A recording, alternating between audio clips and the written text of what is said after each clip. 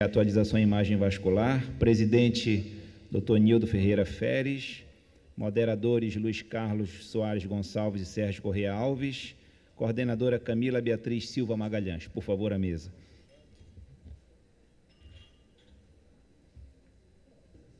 Durante muitos anos, nós usamos a arteriografia com aquela imagem biplanar para diagnóstico e tratamento das doenças vasculares. Nas últimas 3 décadas, com o avanço tecnológico e com o desenvolvimento de programas de aquisição de imagem, houve uma facilitação para o cirurgião vascular, tanto no diagnóstico como no tratamento. Eu estou muito feliz e contente por ter vindo presidir essa mesa, uma vez que é muito atual esse tema e muito gratificante para o cirurgião vascular, que cada vez mais se torna independente das radiografias e dos laudos dos radiologistas. Então, eu queria agradecer o convite e parabenizar pela organização desses temas muito importantes. Eu passo a palavra aos moderadores para dar início à sessão.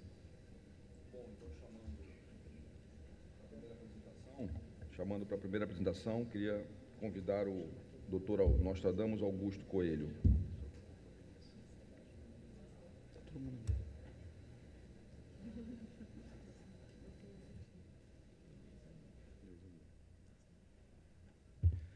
Boa noite. Agradeço a organização do evento pelo convite, a paciência de vocês por ficarem até essa hora esperando essa última mesa. A gente sabe que é cansativo no final de exemplo.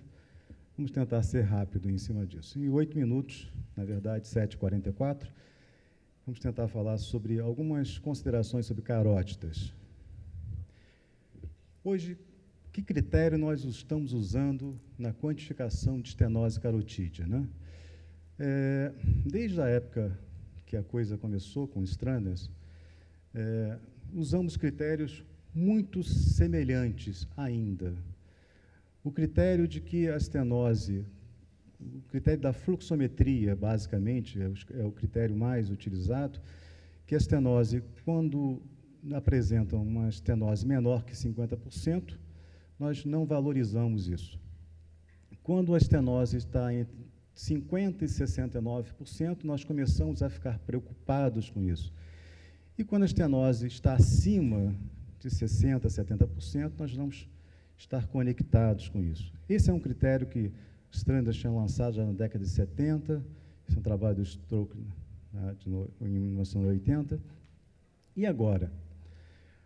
Basicamente, muitos colegas que fazem ecografia utilizam ainda um consenso que foi criado em 2002, foi lançado em 2003 na Sociedade de Radiologia, e como um consenso que consona ideias, opiniões de pessoas bastante ilustres, né, da área de radiologia e vascular, criou-se uma tabela que estava relacionada tanto com os trabalhos, foram escolhidos 20 trabalhos na época para se realizar esse consenso, embasados desde o NICET às técnicas europeias e ao estudo do ACAS também.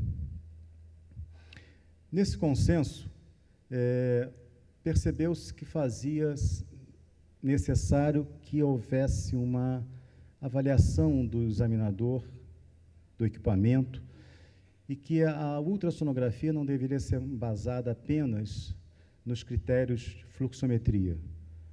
Porém, o consenso fecha apenas critérios de fluxometria.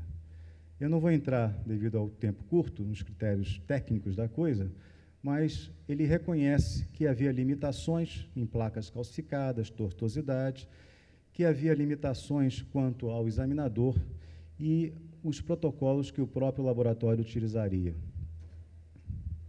Esse consenso fecha critérios que, se formos olhar, muito próximos dos critérios anteriores criados pelos Stranders.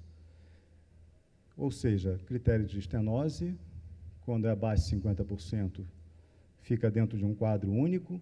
50% a 69% para desespero dos cirurgiões fica dentro de um critério único, e acima de 70% já gera algum tipo de repercussão hemodinâmica, e aí o cirurgião é alertado para a coisa. Bom, a ecografia foi mudando com o tempo. As imagens foram ficando mais claras, mais evidentes.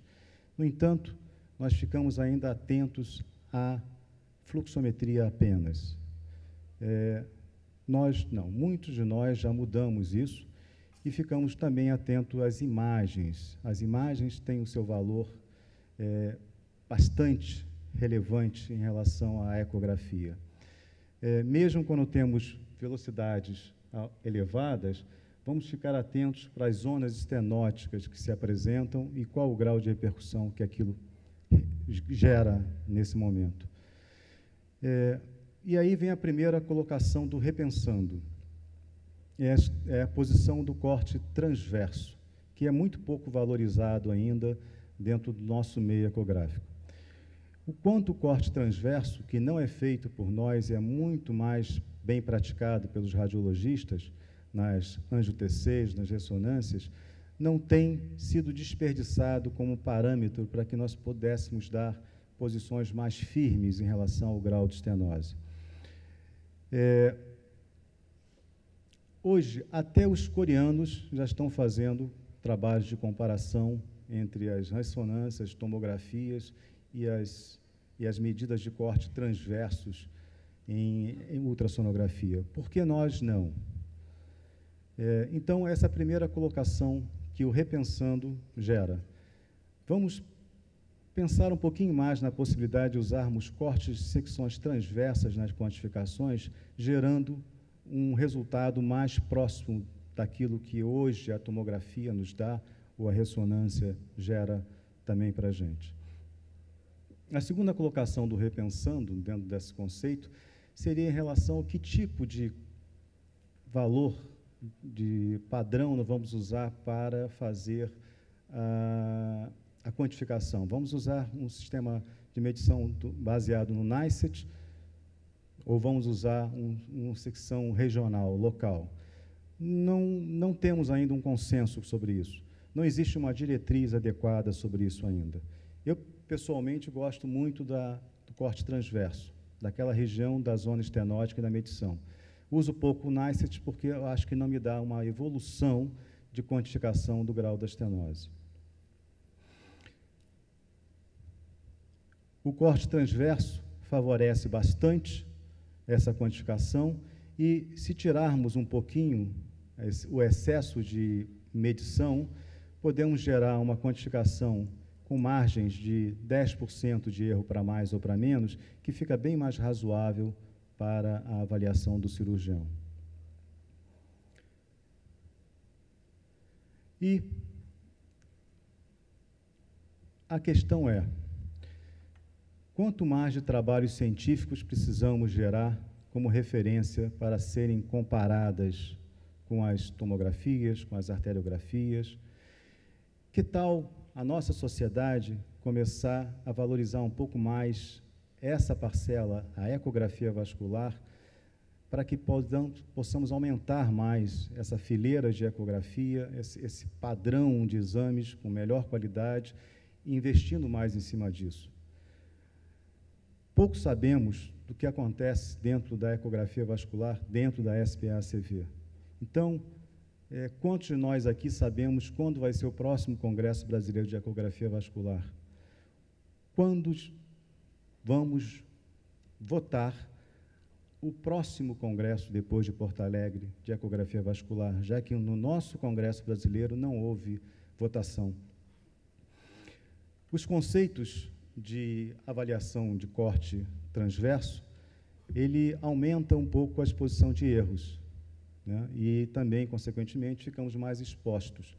No entanto, ele nos dá um padrão muito mais fidedigno de proximidade daquilo que é real em termos de quantificação. Somar os padrões desses parâmetros de velocidade que o consenso nos dá, imagens adequadas, um corte transverso bem feito. E a experiência do examinador pode gerar um diferencial em cima disso. Obrigado.